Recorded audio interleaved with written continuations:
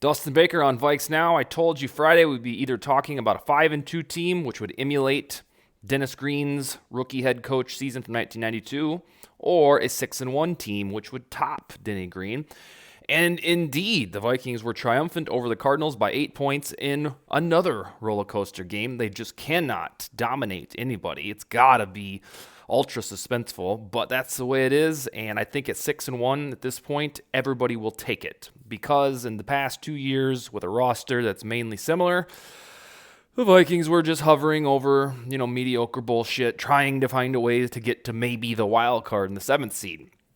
Now, as we'll talk about in the next 12, 13, 14 minutes, is they're actually going to contend for maybe a number 1 seed, probably a number 2 seed. That should be the focus, which would assure a home playoff game and a division title. That's the difference between this team, coaching staff, probably give credit to because it's without a draft class really contributing besides Ed Ingram here and there. The team is exactly the same plus Za'Darius Smith. So the coaching staff is doing something differently. The general manager knew what he was doing. And boom, here we are talking about home field advantage and the like about the Minnesota Vikings in 2022. But I want to go over my reaction and some talking points to the Cardinals win for you guys and gals. Hopefully you find it enjoyable. The first, in case I forget, don't let me do it, is that Patrick Peterson is having a career resurgence at the age of 32, not 34 like I misspoke last week, which is his best season since 2018, so, 4 years ago. And right now, per Pro Football Focus, he is the 9th best cornerback in the world. He's not just doing good for his 32-year-old standards, he's playing phenomenally. And that must be called out because without his performance, the secondary would probably be in a bit of disarray. Why do I say that? Because Cameron Dantzler, 68.5 PFF, decent, not a shutdown corner, not bad whatsoever, but he's just good. Patrick Peterson is playing amazing. If and when one of those guys gets hurt, we look at each other, stare at each other, and say, now what? It's either Chris Boyd, Andrew Booth, or Caleb Evans. And, that's spooky. So when Peterson is staying healthy at age 32, rocking and rolling, disrupting games, getting bullshit penalties called on him at the, end of the drive into the game yesterday, he's making an impact, and it is profound because he wasn't this good last year. I had arguments with people on social media trying to explain, he's playing pretty well. No, he's not the Patrick Peterson from blah, blah, blah, 2016, pretty much any year from 2010 or is it 2011, 2018, when he was, that Hall of Fame guy. Now that Hall of Fame guy's back, and none of us saw it coming. We hoped he would be good and not have an age-related decline. And he's emphatically said, nope, we're not doing that.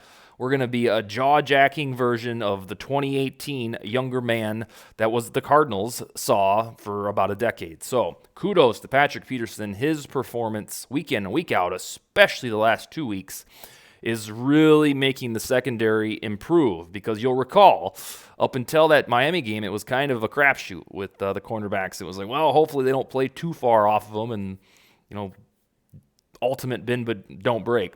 But here we are talking about how good Peterson is playing. The next item to call out is more defensive stuff. It is that the pass rush is growing. It is increasing. It is getting better. Now, that's probably because the 2 offensive lines in these last 2 games aren't as good as the gauntlet that was laid down between the Packers, the Eagles, and Lions to start the season. But what the Vikings pass rush is doing right now, particularly Za'Darius Smith, is kind of what we thought we'd see the whole season because on paper, Danielle Hunter, Za'Darius Smith, the edge department, evidently, that's what they call themselves, and then all the dudes in the middle, Harrison Phillips, Dalvin Tomlinson, and to a degree, Jonathan Bullard. This is, on paper, a very good defensive line. For the first month, we're like, well, we're not getting any pass rush. That sucks. Somehow we're still winning. But now, as you start to hit that season's midpoint, the sacks are showing up, the pressures, the hurries, the knockdowns, and Za'Darius Smith fundamentally changing football games for the better has made him probably the best offseason signing, not for the Vikings, but in the NFL via free agency. So everything that we forecasted with all the memes or just the twosome pictures of Za'Darius and Daniil meet at the quarterback, you'll remember that. It's starting to happen. The Vikings were able to beat the Kyler Murray-led Cardinals because they got pressure on him, ultimately closed out that final drive that felt like snake-bitten Vikings written all over it. And that's a big deal because if you want to be considered a postseason contender, more than just some asshole wildcard team who gets beat in the first game, you have to have a pass rush. And it's finally, alas, showing up after about a month and a half of wait and see and maybes from, guys and gals like me. All right, the next one that I have to make this case in very, very crystal clear. The sentiment, I get asked this, I have been asked this, maybe not today, but up until the Cardinals game is the notion of, is this team really that good? I got asked that in Twitter messages, asked that in Vikings territory emails. I think that's from the casual fans. They're like, should I get invested? Am I going to get my heart broken? And my answer is probably. It's how it always goes. However, that question, is this team good? Are they for real? It no longer matters. And I will explain why. Now, they are at 6-1. They can probably go 3-7 and still get into the postseason. And you're going to go, oh, it's not good enough. I don't want to collapse and walk into the preseason. I get it. Neither do I. However, for the rookie head coach's first year, the goal should reasonably be to get into the playoffs, use it as a building block to the next year, maybe even steal a wild card game. That would be considered by reasonable people a good start for a first-year head coach, especially as one as young as Kevin O'Connell. We've surpassed that.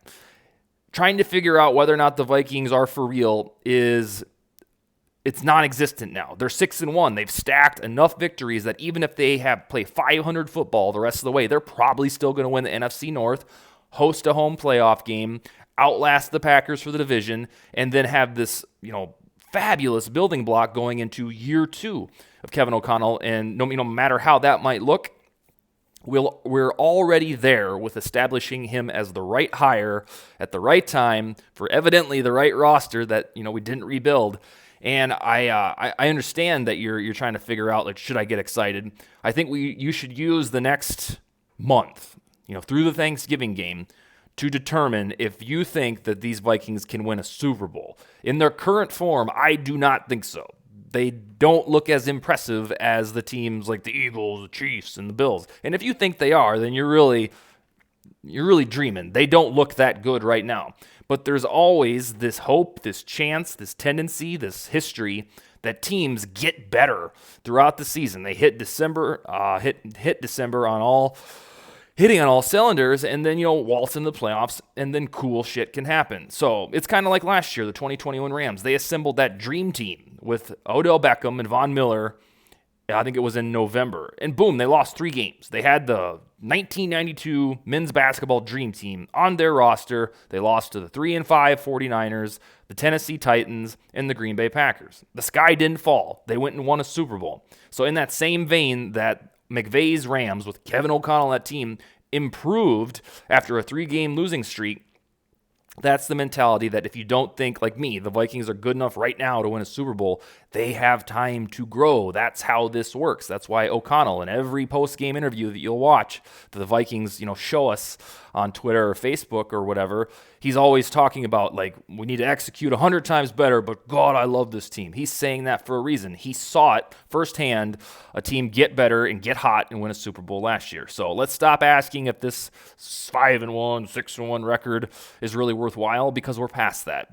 They have enough of a lead on the Packers. They're going to reach the postseason. Now you must formulate whether you personally believe they're good enough to win a Super Bowl, or if it's good enough for a first-year head coach to get into the playoffs and make some noise. Conversely, Football Outsiders today, a guy who writes there, tweeted that the 6-1 Vikings, the 2022 Vikings, are the worst 6-1, or excuse me, the third worst 6-1 team in NFL history. The other two were last week's Giants, because they haven't had a bye week, so they were 6-1 last week, and then the 1982 Washington Commanders. Wouldn't you know it? Those 82 Commanders won a Super Bowl, so perhaps this stat isn't as doomsday as one might think. But yeah, per the numbers, DVOA isn't just some bullshit, like, cooked up rah stat. It's meaningful, and there's substantiation to where it comes from. So by the numbers, for the folks that think that this is a mirage or fraudulent, it kind of aligns with that. So all the Vikings have to do is respond is to, keep winning and in their losses be competitive, because nobody thinks they're going to beat the Bills. You just don't want to get there, get disemboweled in Buffalo. Now, second to last point here is that pivoting towards the second half of the season, I think we'll be there. Is it at... No, not quite. I think in the halftime of the Bills game is what will be considered the season's midpoint. Now you must, as a Vikings fan, start keeping your eye on the number 2 seed. If you don't think the Eagles are attainable to catch them, you don't think they're going to lose 2 games while the Vikings try to, one-up them. They don't have the tiebreaker because of the Monday night loss in week 2. You really want the Vikings to get to 2 seed, because that would mean there's a very, very good chance that they're going to have 2 home playoff games.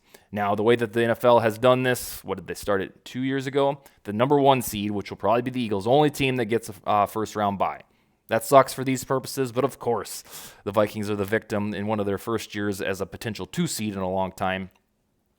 But if they get the 2 seed, they're going to host a wild card game against whoever the 7th seed is, and then after that, in the divisional round, they'd host another wild card or divisional game, another playoff game. And then once you start getting into that, then you hope the Eagles would lose to whoever they play in the divisional round, because then the NFC Championship could be in Minneapolis. I'm thoroughly convinced that the Vikings need multiple home playoff games to pull off this theoretical Super Bowl run. So while they're 6-1 right now, you want them to stay in that 2 seed. Don't cough it away to any of these other teams that, the Bucs, if they suddenly get hot, or whoever else is contending. I don't have the standings right in front of me, but circle in your brain the number 2 seed if you don't think the Eagles are able to be caught, because you want the Vikings to have that 2 seed, because it will guarantee a couple playoff games. And then finally, just a random off-the-cuff theory, when Kirk Cousins had his little nifty... It was a 3rd down jaunt for a touchdown where he showed the wheels, the speed of a 34-year-old. And then, on the other hand, the naughty part, when he had the 3rd and 1 and inexplicably just didn't run. I also believe that if somehow Kevin O'Connell or Wes Phillips told that man, when in doubt, run the football, I think, the Vikings would be a lot more successful on 3rd down and, otherwise. And I think people would like and love Cousins a little bit more if he used his legs. He is hell-bent on throwing the ball first, and then as a complete footnote, and in case of emergency, he takes off and runs with it. I know it's what is the cliche? You can't teach an old dog new tricks, but I will stay adamant about this theory. Like, he's fast enough, he's not super quick, but he's not like Brady where you look at him lumber. I'm convinced that if Kirk Cousins got it ingrained in his psyche with the help of the head coach that says, hey, I want you taking off and running 6-7 times per game, I really think that would do the Vikings offense justice, and then would win the hearts of fans, because everybody loves a mobile quarterback. I highly doubt this comes to fruition, but I'll always think about that, because he had the wheels in Washington and he had a green light to run. But right now, especially on that 3rd and 1, when he was this close from getting the first down and then just sailed it over whoever it was, Jefferson's head, it's maddening when you have those moments. And it's almost as if he's told, all right, only run if it's an absolute last resort. So I wish that they would roll back, that teaching moment and say, hey, take off and run. If you see daylight, just run. We don't care if you miss a 17-yard gain downfield. Run the damn ball and slide. I really think that would do wonders for his career with the Vikings, although I don't think it'll happen. All right, we'll be back tomorrow to, crunch some of the surprises from this game, statistical and otherwise. But that's all I got for Monday, reacting to the 6-1 start. And Skol, baby.